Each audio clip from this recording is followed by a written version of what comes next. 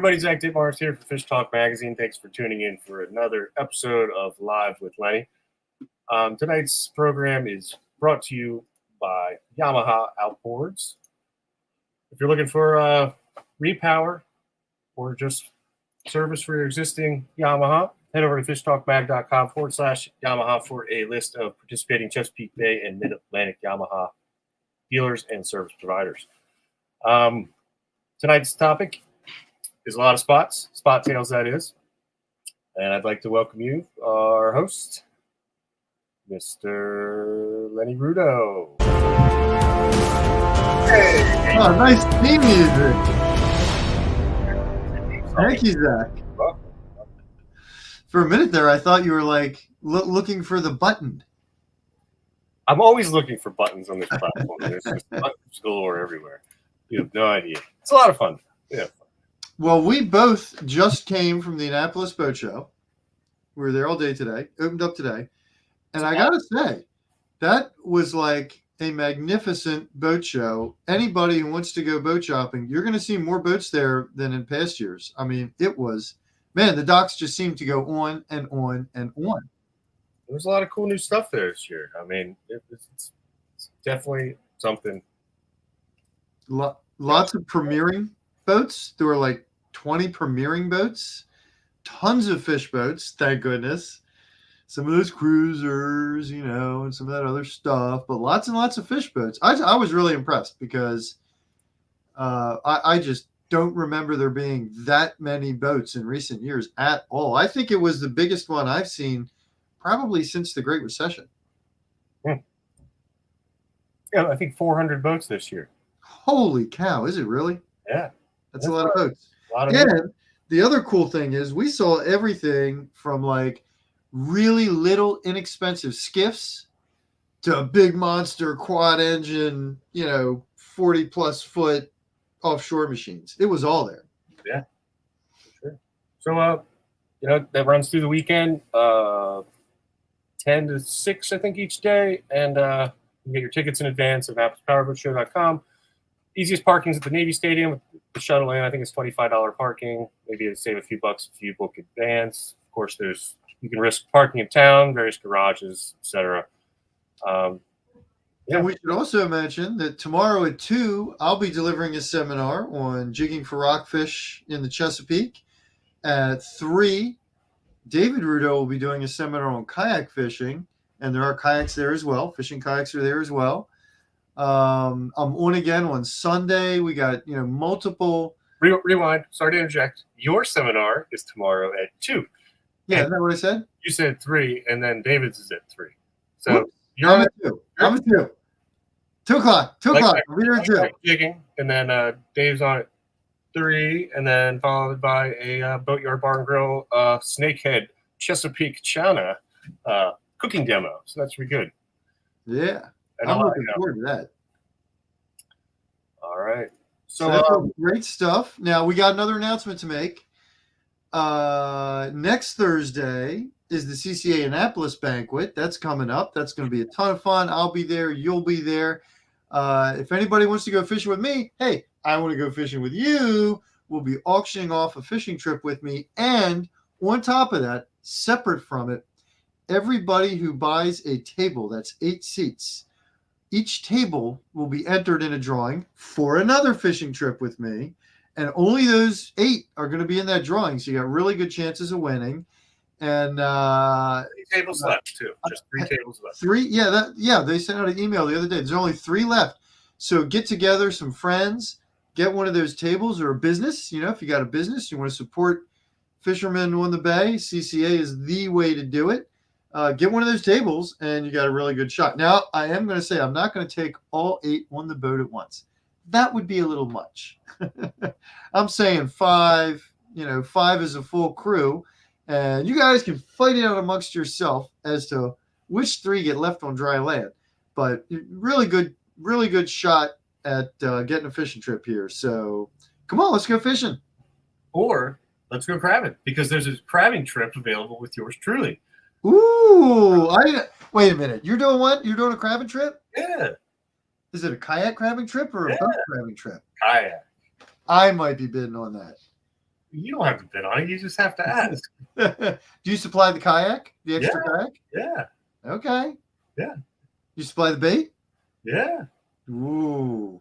All you The do big is line? show up, hop in a kayak. You got a kayak about 2 miles to the secret spot, which you will have to sign an NDA at the beginning of the day. And I will do polygraph testing the following week to see if you've actually told anyone about it. So every trip's yielded about a bushel of crabs in less than 4 hours. So it's a lot of fun.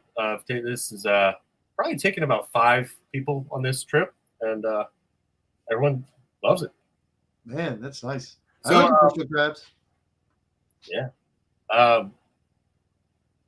But last time I took the boat out, I was actually right by a local commercial guy. I hadn't realized he had 3 trot lines out, and I was like, "Hey, man, am I cool?" He's like, "You're 100 feet." I'm like, "All right, cool." So 100 feet, folks. If you're that's the law. Any crabber, recreational or commercial, you got to be 100 feet from their gear. Have you caught more crabs from a kayak or from your boat? I think that the kayak, it's just that you can't get a boat in this creek past the sandbars, and you know. Oh, that's the trick. You're getting in where no one can go. No one can go. Yeah. So anyway, you know, this banquet's awesome, and you're supporting, you know, the one organization that does more for the Chesapeake Bay than I think anyone, and I think it's hard to argue with that. Certainly for anglers, no question about it. When it comes to fishing on the bay, CCA is the lone voice in the wilderness that is at, you know, the legislative sessions, the public comment periods, everything that affects us as anglers. Every time rules are made, every time changes are made, they're the lone voice for the anglers, and they are a voice for the anglers. If you look at their stances, you know, their main concern is always what's best for the fish, and by extension for the fishermen. Because if there's no fish out there, guess what? We don't catch any fish, and that has a direct bearing, actually, on what we're going to talk about tonight, and that's puppy drum, redfish. This, I would say, has been in the Middle Bay zone the best year for redfish that I've ever seen, bar none, period. And the last 4 trips in a row, I've caught more redfish than rockfish fishing in the South River, which is just kind of downright bizarre. But, you know, part of that is because of a decline in rockfish. And you know, 10, 15 years ago, we might have had a good run of reds, and I would have been thrilled to catch the reds, but I would have been catching more rockfish right alongside of them. I'm not sure if it's that there are that many more reds or there are that fewer rockfish. Kind of hard to tell. And of course, every area is going to be a little bit different.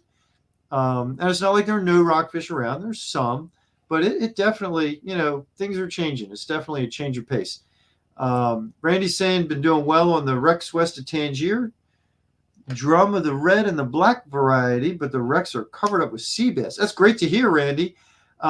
You know what? I've been having so much fun with the reds. I have not gone looking for the sea bass yet around here. So I hope to do that soon. And George is saying a 27 red and a 29 rockfish back-to-back cast. Man, that's cool. On topwater too. That's 2 rocking cool casts, George. That makes me a little jealous. Now, before we dive into it, and I should say, folks, keep the comments coming. Ask the questions. That's why we do this. We want to know what you want to know. Pop the questions into the comments. Zach will get them up to me. But before we dive into the redfish, we do have one more critical item to cover, and that's giving away some stuff, right? That's right. And here we go with a great Chesapeake Invasive count winners for this month. Drum roll, please, Zach. Who do we got? Well, first we should just do a brief overview if we have some new viewers tonight. The Great Chesapeake Invasive count is free to participate. If you catch a northern snakehead, a blue catfish, or a flathead catfish in any Maryland or Virginia Chesapeake Bay tributary, you just enter it into this invasive count. You just snap a photo on a ruler. If you can gather information about weight, stomach contents, that would be great as well. All this information is going to fisheries managers about the sort of, think of it as a census of the invasives in our Chesapeake Bay. And it's free to participate. Like I said, it's easy. And you get to win cool stuff. I don't have a drum roll. I need to get the drum roll. I'm sorry about that. Yeah. All right. First up.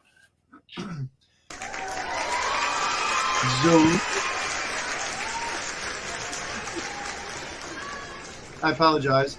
But you win a really nice cooler that does double duty as a live well. That's an excellent prize. That's an expensive prize right there. Lolita, you took home a good one. Congratulations. Zolita. Congrats, Zolita. All right, number 2. Pete Olias wins the Marucci gift card. So, brand new pair of sunglasses for you, Pete. Don't worry if the style you see in the picture is not to your taste. You actually get the gift card, so you get to choose the sunglasses to your liking. Number 3. John Britt, another Marucci gift card. Congrats, John. All right, number 4. Oh, see, this is the one I love the tools. Jeremy, congratulations. You got the fillet knife and the pliers kit from CCA branded. You get the CCA logo on there. And I love the tools, man. When these come up, I'm like, dang it, I want to win one of these. All right, last but not least, Jay Werner. Jay, congratulations. Another toolkit. You get the fish grips instead of the pliers, plus the fillet knife. Excellent. Congratulations, everybody. All right, and if you happen to be watching tonight and you're one of these winners, you can hop over to this URL, and it will give you the option to pick up your items at All Tackle in Annapolis or to have them shipped. All right, check out the Invasive count. This runs all the way until March, and then I think we'll start it again next year. So, and every month there's a whole new round of prizes. Yep. All right. Well, should we dive into the redfish here, Zach? I think it's time. John says, second time tuning in. I look forward to your show every month. Thank you, John. Thanks. Excellent. Thank you, John. Glad you're enjoying it. All right. I'm going to go hide. All right. Bring up that first slide, Zach. Just pop it right up. So people, normally when we focus on a species or a tactic or whatever, I tend to first cover the how-to and then cover the where-to. I thought I'd flip it tonight just for fun. So you can see, it's kind of getting obscured a little by the Yamaha at the bottom, which, the Yamaha takes precedence. Thank you, Yamaha, for sponsoring all this. But it says outgoing under there. On an outgoing current, the first kind of spot you want to look for these reds is somewhere where a more or less enclosed or shallower body of water is draining into a larger body of water, and it goes through a squeeze. And in the upper left there, you can see all the creek off to the left. And there's a lot more of it that's not in this shot.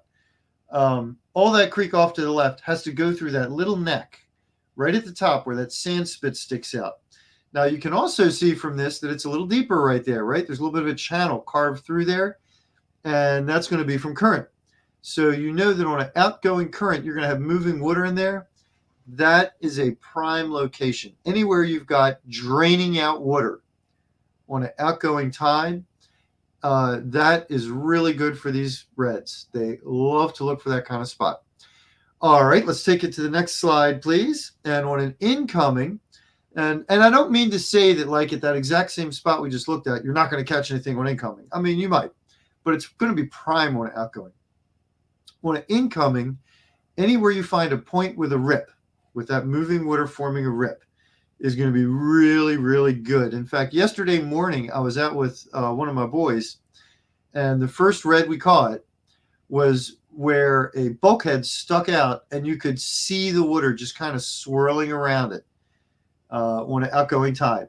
An incoming tide. It was just perfect. It was just swirling right around it. Dropped the jig in there. Boom. Got the bite right off the bat.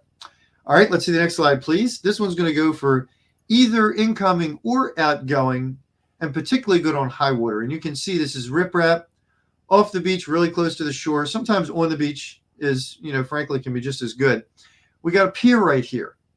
And I really like it when the piers are in close proximity to the riprap, because what happens is on really low water, you can work that pier. On high water, you can work the riprap, inside the riprap, and along the very end of the pier. All of those places can produce.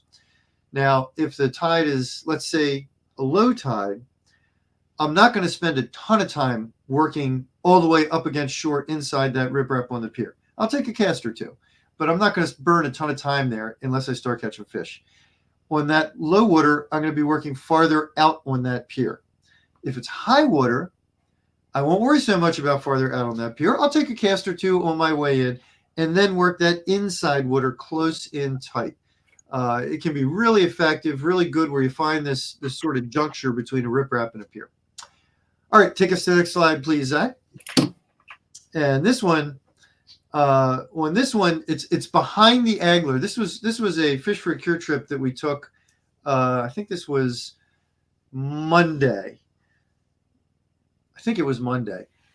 Really fun trip. Had a great time. It was not hot fishing. It was, I would call it slow but steady fishing. I think we ended up with 4 or 5 redfish, a couple of rockfish, a couple of perch. But what's really important is if you look to his left, under his hand and to the left, you'll see there's grass on the bank. If you look to his right, you'll see there's riprap. The junction between the riprap and the grass is a great spot. And again, this goes right back to the pier and the riprap. It's, I guess you call it an intersection of 2 different forms of structure that are coming together in one spot.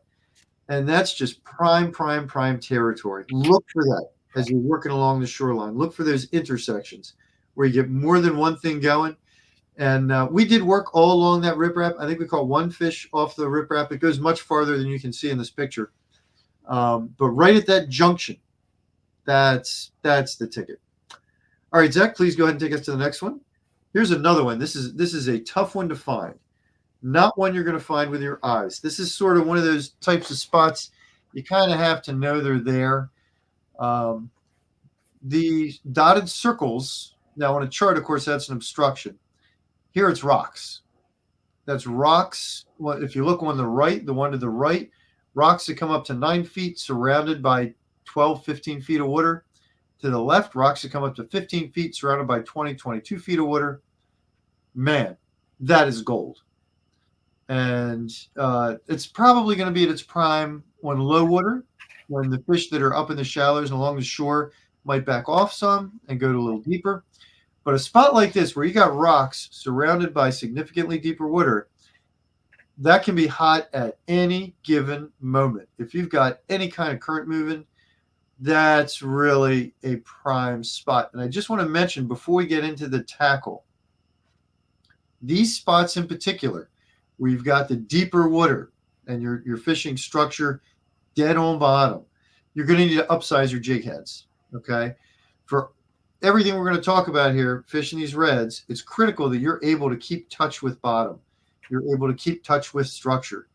And if you can't, if you cast, a 1/4 ounce jig head in 15 feet of water, man, you're going to have a really tough time to work in that unless the conditions are utterly perfect. So I just want to point out, as we talk about jig head size later on, it doesn't necessarily apply in this specific situation when you got these rocks in deeper water. All right, let's take a look at our first part of the how-to. So you can see the front end of this jig sticking out of the fish's mouth. That is a 4-inch chrome gulp paddletail. One thing about the reds, and I would not say this about rockfish, not for a second, but when it comes to these reds, fishing, light tackle, the way we're talking about here, I do think that scented baits do help. And we'll talk more about that later. But this chrome gulp has really been a killer. It's really been a good one. Go ahead and take us to the next slide, if you would, please, Zach. We're going to see the back end of the chrome gulp hanging down. And this young gentleman who caught this fish, this is in the south, he's blocking out the rocks, but it's exactly like we saw in that earlier picture where you've got riprap to either side of a pier. It was just a prime example of that situation, and that chrome gulp paddletail totally did the trick. You can, obviously looking at this picture, you can't see the size of the leader. I do want to point out that for this fishing, I've downsized my leaders from the 20 fluoro I normally use for rockfish to 15 fluoro. I can't honestly tell you that I'm absolutely sure it makes a real difference. I was told by a good angler who I respect, who spent a lot of time fishing the Gulf Coast for reds, that the leader size really does make a difference. If you drop it down to 15, you will get more bites. I haven't experimented enough to say that I know that that's a fact, but I have dropped down to the 15, and I can tell you they don't avoid it. These fish do not avoid it. So take that for what you will. All right, Zach, next slide, please. So what you're seeing hanging out of this fish's mouth is a 5-inch, again, a gulp. This is a jerk shad, though. It's not a paddletail. It's a jerk shad. Thinner profile bait. It's got a little split tail at the end. You might think that it doesn't have as much action as a paddletail. I don't know, maybe it doesn't, but it sure as heck works. I can tell you that. That 5-inch chartreuse is an utter killer. It's also a really, really good rockfish bait. In fact, it would probably be one of my very favorite rockfish baits if it weren't for the fact that the gulps are expensive, comparatively speaking, to some of the other lures out there. And if there's a bluefish within 300 miles, he's biting the end of that thing off, guaranteed, like every cast. So I tend not to break these out often. Now, if you're fishing up a tributary, you're sure there are no blues around, you're trying to get the reds, that's a great bait. It really is. Great rockfish bait, too. All right, next slide, please. So you can always take whatever paddletail you want, as you see at the top center there, any paddletail lure, goop the ProCure on it. Now, again, I haven't spent enough time using ProCure to swear it makes a huge difference. I am absolutely positively convinced that having some form of scent on the lure does make a difference with these redfish, because often what happens is they'll miss the hit. You'll feel just a slam, a really good strike, but they don't get it. And if you're using a scented lure on the very next hop along the bottom, you get blasted. If you're not using a scented lure, you don't. So I think they get a taste of this stuff. They don't want to let go. Another really good one in the center there is a bull minnow. And hey, redfish love bull minnow just as much as any other fish does. And it's interesting. We've had reports coming out of Agler Sports Center, that taking a gold spinnerbait and using the bull minnow as your trailer instead of putting on a tail or a skirt or something has been effective on these redfish. I haven't tried it, so I can't, stake my reputation on it or anything. But Anglers tends to have good reports. I totally believe it. It makes a lot of sense. And, if you got some bull minnow and some gold spinnerbaits, I think that's going to be a really good option. Now, on the far right of this picture, what you're looking at here is Fish Bites shrimp. And I put these in here because I found that when you're fishing a popping cork, these things are just destructive on the fish. The fish love them. They really like to eat these things. Now, I haven't been using a popping cork for the type of fishing that we're talking about right now. It absolutely will work. I just haven't done it. I've been using the jigs. If there were weed beds in the South River, I would be using the popping cork, because guess what? When you're in weed beds, you can't hop a jig across the bottom. You can, but good luck catching a fish doing that, because it's just going to get all weeded up. If you got weed beds where you're fishing, go to that popping cork. That's the response when you got the weed beds. And the redfish love the weed beds. The specks love the weed beds. Heck, rockfish love weed beds. But you just can't hop the jig through that. You want to go to the popping cork. And that Fish Bites shrimp is a killer. Put it on like a 1/4 ounce head. Put it 2 feet under the cork. If the weed beds are 3 feet deep, or, adjust accordingly.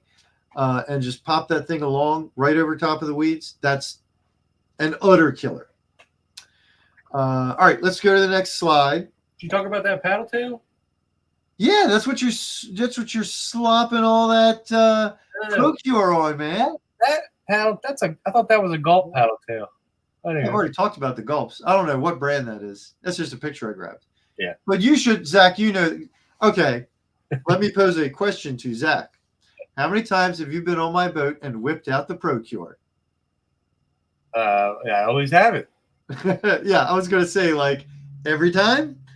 Yeah, I like the Menhaden flavor. Ah, It, well, it goes good. It tastes good. I, I'm the first one to admit that day we were speck fishing at Smith Island. Remember Yes. that stuff was making a difference. You Yeah. started out using it, and by the end of the trip, me and Kaylee were both putting it all over everything.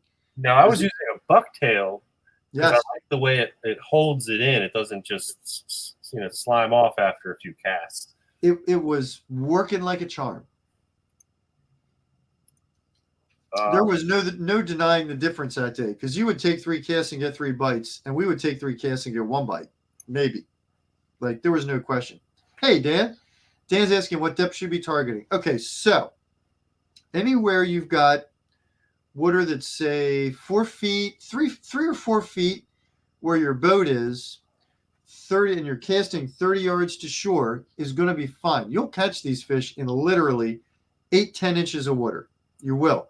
But they want fairly deep water nearby. If you've got a long flat of 2 feet and then a shoreline, not real likely to be up there. What I really like, actually, where I've had my best luck, my boat's actually in 10 feet of water, and I'm casting up and sometimes snagging the grass or the riprap on the shoreline. That's kind of your best case scenario. And then when it hits, you're hopping it across the bottom. Slow little teeny tiny hops, which we're going to talk more about in just a second. But the bottom line is you're fishing the bottom, right, all the way down until your jigs, if your boat's in 10 feet, maybe your jig's in 6 or 8 feet when you zip it in and throw again. That slope is good, but you're going to catch these fish all the way up into like practically nothing. I can't tell you how many times I've dropped a jig literally inches from the shoreline and it gets blasted before it even hits bottom. I mean, these fish, these redfish will be super, super duper shallow. All right, why don't you throw up that next slide, Zach? Because that's a great segue into what we're going to talk about next. Because George had a comment. Okay. They're definitely leader shy, but mainly if the water's super clear, I use 20 mostly. That's interesting, George. I'm going to come right back at you with something that I've noticed. Yeah, super clear water, that's what I want because I have absolutely had multiple trips on the south where either the north side of the river or the south side of the river is a little mucked up from the wind, and that's not the hot side. It's always the other side of the river. The clear side, they want the clear water. The clear side is where I've been catching.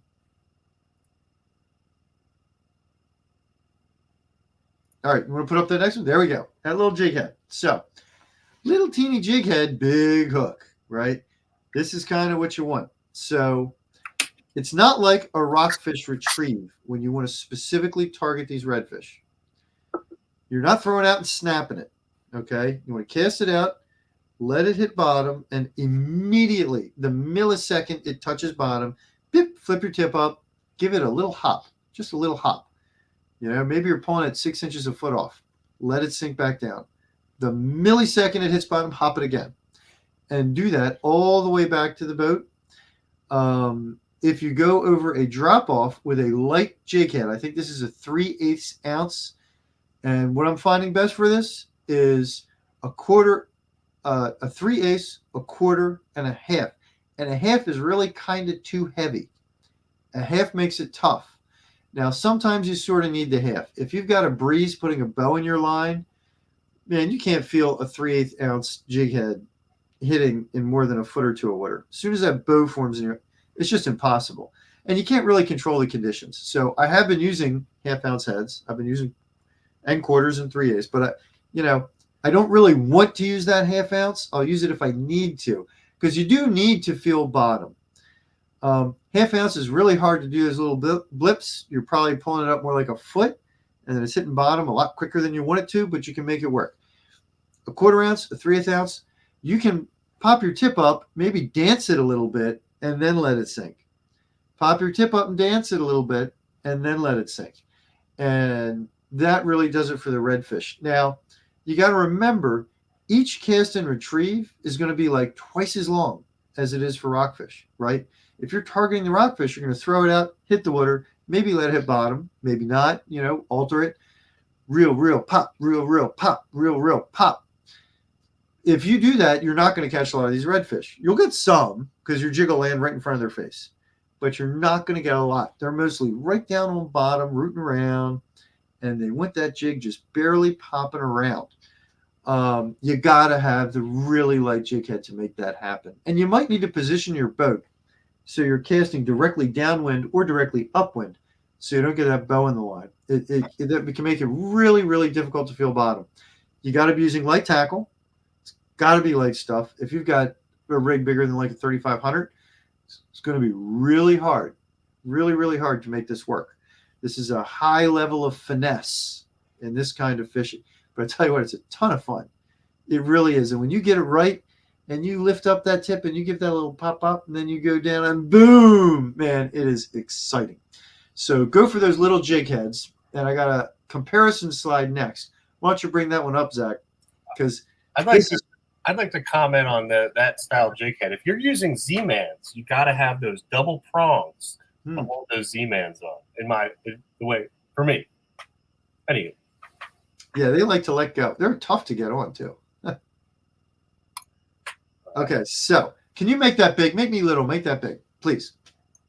Yes, thank you. If you look at the one on the left and the one on the right, clearly this is the same manufacturer, right? The one on the right's a half ounce. The one on the right, I'm sorry. The one on the right is a half ounce. The one on the left is a quarter ounce. They're on an identical jig tail. This particular manufacturer uses smaller hooks with smaller heads. You can't get that half ounce head, or I'm sorry, you can't get that quarter ounce head on the left with that hook on the right. And that previous jig head we were looking at had the tiny head, big hook. Now, this half ounce jig head is great for a half ounce jig head. This quarter ounce jig head, and by the way, I've used this a lot this year and come to a very firm conclusion on this. That quarter ounce jig head on the left, you're going to miss 2/3 of the bites. There's just not enough gap in that hook coming out of that plastic. The hook is just not big enough. And I threw that for quite a while and got frustrated because I was missing so many strikes. I get 4 or 5 strikes and have 1 or 2 solid hookups day after day. And I'm like, man, I'm shrinking my jig head. I can really make it dance. It feels great. Boom. Oh, dang, I didn't get it. Over and over and over. And then I used a different brand quarter ounce jig head that had the bigger hook. Same tail. And all of a sudden my hookup ratio, doubled. It was a very apparent difference. So when you're picking out your jig heads, look out for those little head, little hook. You got to have the little head, kind of big hook to match up with these particular jigs for these specific fish. Otherwise, you're just going to miss strikes. And that one on the right, that's about how it should look. The full bend should be completely exposed underneath of that jig. You can see on the left, you get halfway in the bend, it's kind of cut off by the plastic. All right, let's take a look at the next slide, please, Zach. Here's one more tool that will help you catch a lot more of these fish. Who can guess what it is? Right kind of in the middle, slightly to the left. Yeah, I'm talking about the Minn Kota, people.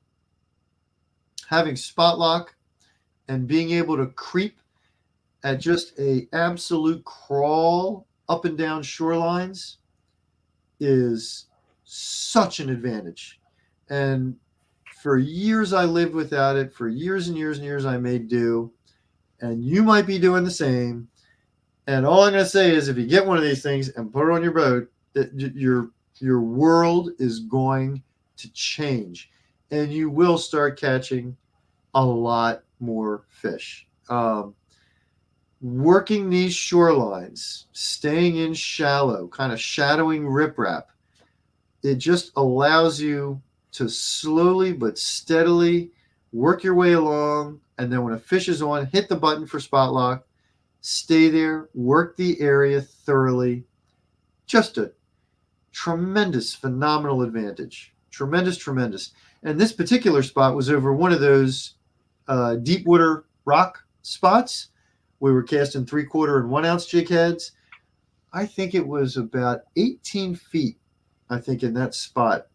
And we were able to basically park the boat and just cast right over to where the rocks were and sit there and just once after the next bounce the jigs right along those rocks. It was highly effective. That particular day was one of my best day of redfish fishing in the Chesapeake, really ever. Not catching big giant bulls, obviously, but for slot fish, we did limit out. We caught unders. I mean, it was a really good day. And if I didn't have that trolling motor on the bow, I'm just not sure it would have worked out that way. Tremendous advantage. Let's see. Adventures of Iceberg Slim. That's an interesting name, Iceberg Slim. Z-Man Ned rigs were great Ned rigs. Now, super interesting. Great thought. I have not tried that. But you know what? That's a great thought. I might have to try that. I think Packard fishes Ned rigs in these situations, doesn't he? Maybe. I'm pretty sure he does. I think I've seen some of his reports where he's been talking about fishing Ned rigs on these fish. I'm not sure what bait he puts on them. But he's also been fishing a lot of gulps recently. I know that. I like the Z-Man Texas Eye weedless jig heads, and they were working great for me on the St. Mary's River about 2 months ago. Is that the one you were using that has the little chain? It's almost like a chain in between the head and the hook. Yeah, the hook is on it's like on a swivel, so the jig head, it's it's kind of like a weedless bass hook, like a worm hook. But it works great in weed beds because you can let it sink and it's pretty weedless. I remember you were using that the day that we went on your skiff, right? Yes, and they make them up to a half ounce, I believe. So interesting. All right, well, people, if you got any questions, comments, now's the time to pop them on in there. We got through the critical stuff I wanted to get through, and I'm happy to entertain any questions on the reds, on the rock, whatever. I did want to also mention, I think I may have mentioned earlier, I have, in the last 4 or 5 trips in the South River, right here in the Middle Bay, redfish have outnumbered rockfish something like 3 to 1. Been getting a lot more reds than rock. But retrieving like this with that little, hop it, wiggle, jiggle, you're not, oh, there's the Z-Man. There we go. You're not going to catch as many rockfish. So what I would suggest to folks, because, most of us want to catch both, right? We catch whatever we can. What I suggest to folks and what I try and do is, if I'm in a good looking area, I'll take a cast or two with the redfish style. And then on the next couple casts, I'll jig snap, and see if I can get a rockfish. If you want to use this approach, the best thing to do is to carry 2 rods, have one with a slightly heavier jig head, because like in the super shallow water, that 1/4 ounce is going to be perfect for the reds. If you're throwing that 1/4 ounce and doing the rockfish retrieve with it, it's not going to go, it's going to run like an inch under the surface. So maybe have a 1/4 ounce and a 1/2 ounce, both rigged, both ready to go, and try one with the slow redfish retrieve, and then try the next with a more erratic, fast-paced rockfish retrieve. Mix it up. And with that rockfish retrieve, I'm still going to hit bottom initially, probably, at least on, for a try or two. But then it's going to be a crank, snap, crank, snap, crank, snap. It's really a very different retrieve, and it will make a difference in the hits you get. You're not going to get as many rock hits doing the red thing, and you're not going to get as many red hits doing the rock thing. Oh, and Michael saying he'll be out tomorrow throwing feathers for those spot tails. So we just did a feature on feather jigs, and it's like a lost art. It's like a forgotten thing. When I was, I guess, college age, feathers, everybody used it was like the hot thing. It was like the hot new thing. And it's funny how anglers, we get carried away by like the hot new bait, right? The hot new lure. And everybody go grab, get it. No flies. No, he's fly fishing. He's saying he's fly fishing. So feathers. Oh, the feather. I totally misinterpreted. Okay. Well, that is funny. Well, I can't do the fly thing. I can't claim to be a fly guy. But the feathers, they were the thing, the chicken feather jigs for so long. And we all, it's funny because now, like the NLB, what is it? NBL? No live bait needed. No live bait needed. That's like a hot thing right now. And like everybody's grabbing these no live bait neededs. There's always a new hot thing. And what's funny is, in my personal opinion, and I truly believe this, 75% of the time, for 75%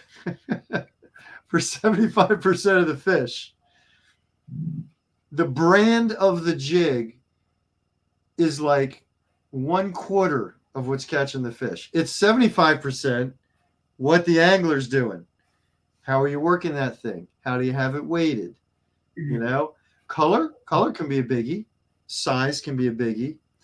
But if it's a Z-Man's or a BKD or a this or that or the other thing, I mean, honestly, I think that is like way less of a factor than we all kind of act like it is.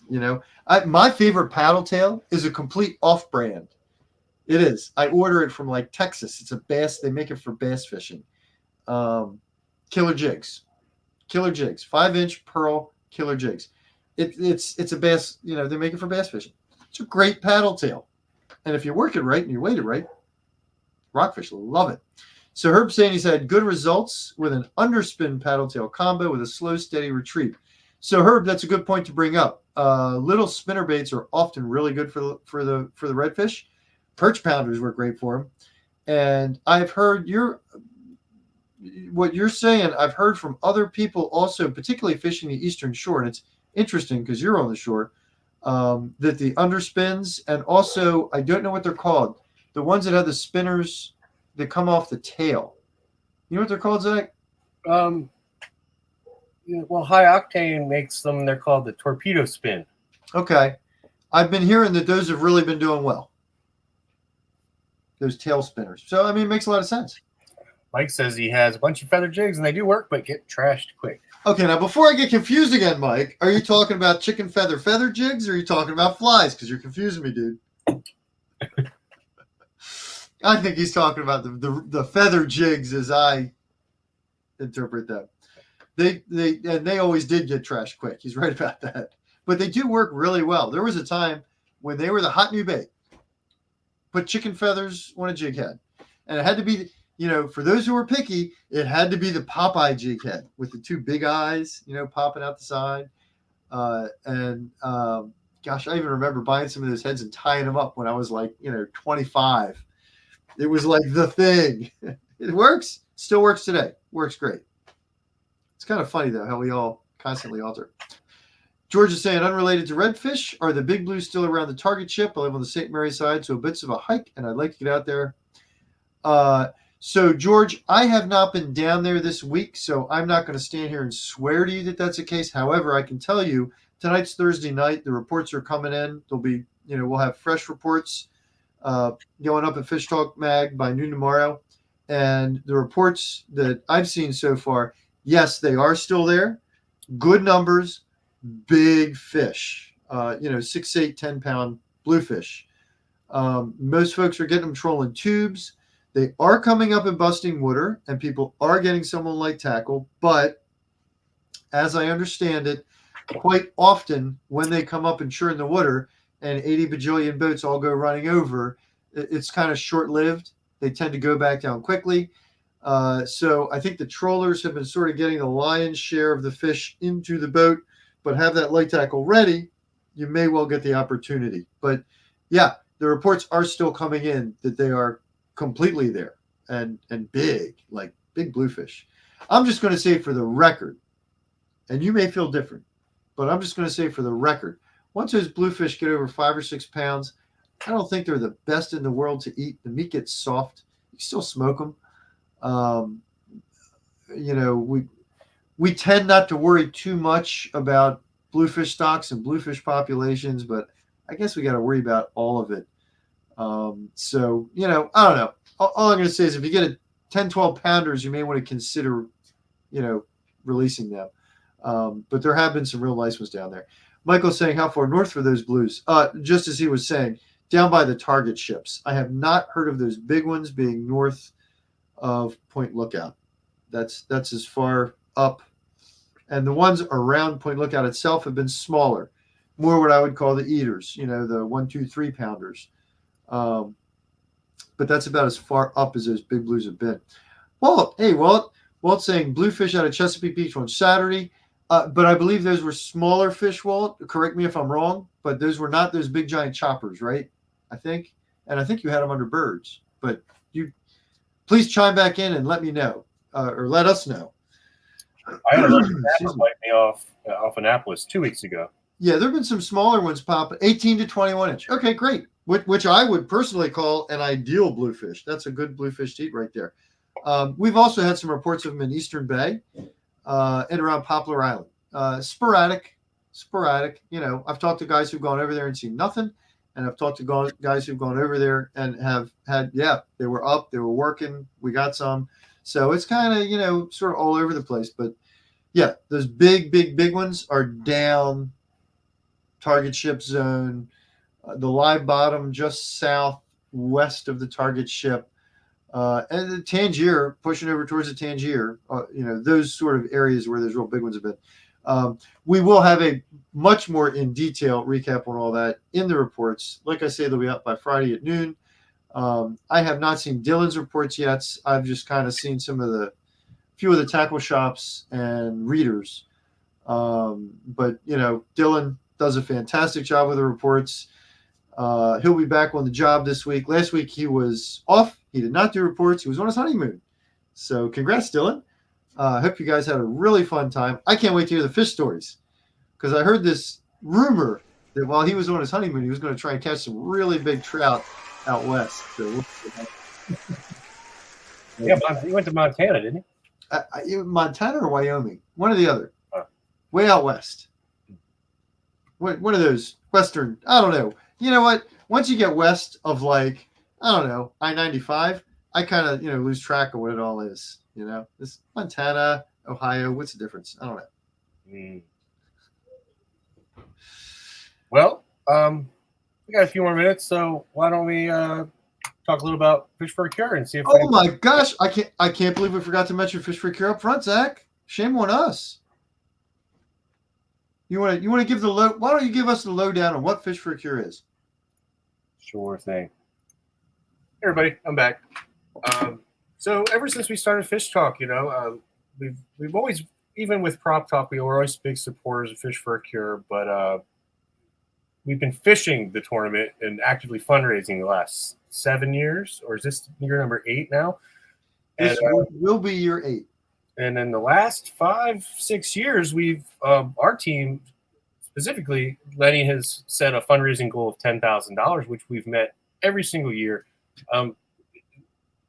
All the money that's raised for Fish for a Cure's fundraiser goes to the Geaton DeCesaris Cancer Survivorship Program at Luminous Healthcare Integral Medical Center in Annapolis, and where some of these teams are raising $50,000, and it's, I guess, the Admiral League now, I think is what they call that. Is that right? The Legends League. Legends League. Okay. And it's just amazing. I mean, it's like, I don't know. What's the total that they've raised over the years? It's like, it's in the millions. I mean, it is in the millions. It's like 3 million or something like that. And, when we go to the captain's meetings, there's patients. They come out and tell their story and express about, once the cancer treatment's over, they're trying to figure out their life again. And the doctor, they no longer have doctor's appointments with the oncologists and whatnot. What they have is this program of nurse navigators that help these people, physically psychologically to adapt to their post-cancer survivorship. And it's hearing these people, it's quite moving. And I think everyone on our team has had cancer touch our family life, social life at some point, and so we feel very passionate about supporting this cause. So if you're interested in donating to our team, you can hop over to that URL right there at the bottom of the screen. And in the coming weeks, we're going to be launching another silent auction.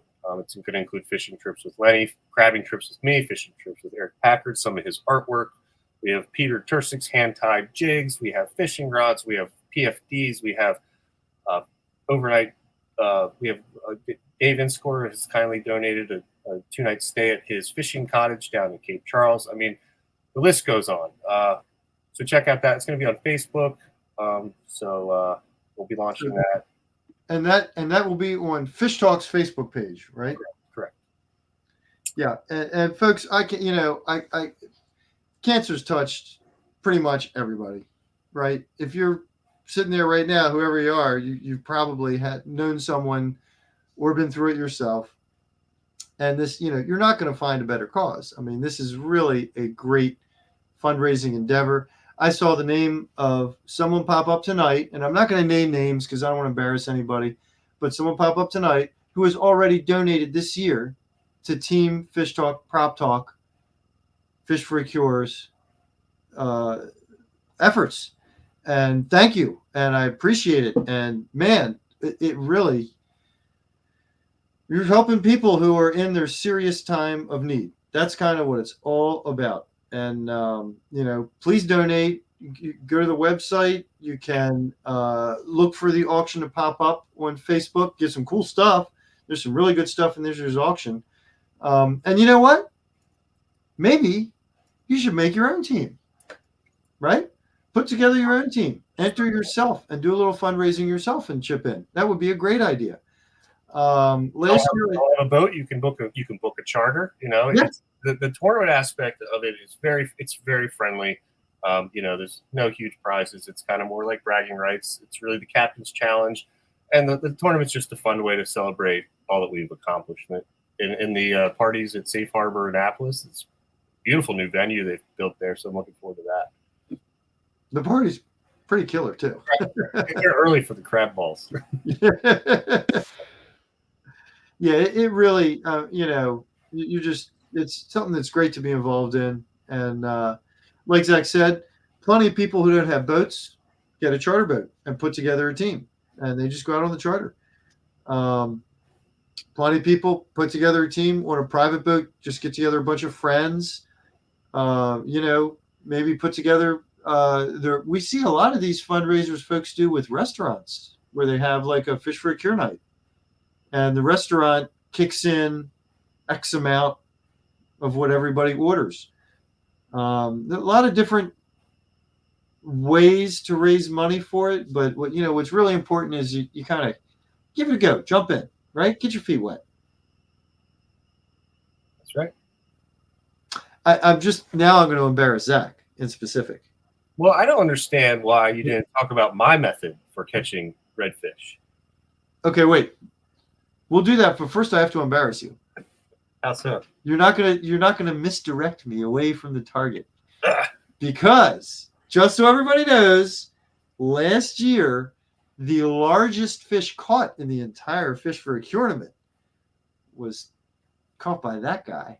Oh yeah, it was a 33-inch blue cat? So yeah, the tournament too has an invasive category. So there's a perch category. I think there's even a kayak division. So if you have a team of 4 kayaks, now I'm not sure the rules, but I always thought it'd be great to have a team of 4 kayaks and separate and get like some crazy slam. Yeah, you could, because there's the slam category, 3 different species. I think Matt Baden won the kayak one year. They had quite a slam. So all right, so I didn't let you divert me out of the embarrassment factor. But how's that embarrassing? Well, just because I'm calling you out. Oh, but what were you about to take us to? Oh, I'm saying, I catch redfish. I just take a picture of my friend Dylan, and then I just dead stick my Coach spoon, and then Oh big yeah, massive redfish eats it. that was like the most bizarre, awesomest catch I've seen in a long time. So for those of you who don't know, Zach got his PB redfish this summer while we were staying at Dave's place, the Ladybug, fishing out of Chesapeake, and we were spot locked in place catching cutlass fish, and there were so many cutlass fish all over the place jumping out of the water that we actually had 3 literally jump into the boat. And I grabbed a landing net and I started scooping them out of the air. It was a lot of fun. And Zach had taken a cast with his jig with a jigging spoon and then put his rod down to take a picture of Dylan with his cutlass fish. So his rod's sitting in the holder, the lure's, No, it's in my hand. It never left my hand. Oh, I thought you set it down. I just kind of, Okay. Well, I was the dead stone's just sitting sticking. there. The method is dead sticking. It's Now, just sitting there. Now He's taking the picture. And then the next thing I hear is, oh man, I don't think Spotlock's working. The boat's moving. I think the boat's moving. The boat was not moving. The bottom was moving. Because the redfish that ate that spoon was right on the cusp of being a 50 hitcher. That was a big dang redfish. Can you pop up the picture real quick? Okay. Well, that didn't take long.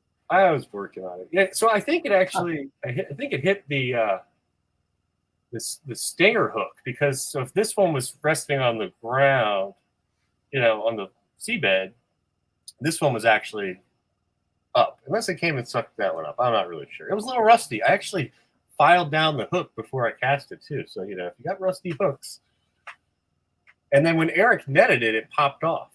Mm-hmm. So anyway, that big old fish was sitting there with underneath a school of voracious cutlass fish. So you never know what's out there.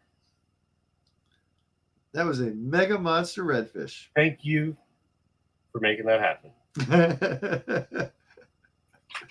That was a lucky one. That was. But you know what? Spotlock was still working. Yeah. Bottom was swimming away. That's what was happening. All right. Well, I think that's a wrap. Come see us at the boat show. Come see Lenny tomorrow at 2:00 for a light tackle jigging seminar, followed by a kayak fishing seminar from David Rudo and a snakehead cooking demo from Boatyard Bar and Grill. That's over at the fishing spot, which is kind of on Compromise Street entrance next to the hotel at the boat show. And our main booth's over at Tent F7 on Ego Alley. We're giving away like $1,000 of local restaurant. Oh yeah, big giveaway at the. You can sign up for that. We're doing daily drawings for that. And it's a lot of great restaurants in town have participated in that. So it's going to be a great weekend. It's going to be a great boat show. Come check it out. Yeah, it really is a rocking boat show this year. It's something else. It had a good energy, It really. It does. And I forgot about the giveaway. That's right. You can win these gift cards to these restaurants, and just stop by the Fish Talk Prop Talk booth dinner. That's it. Well, thank you, Zach. Thank you, everybody, for tuning in. We appreciate it. Hope you had a good time. Hope you found it interesting. We'll have to see what bite we get next month to see what we're going to talk about in November. Awesome. Cheers, everybody.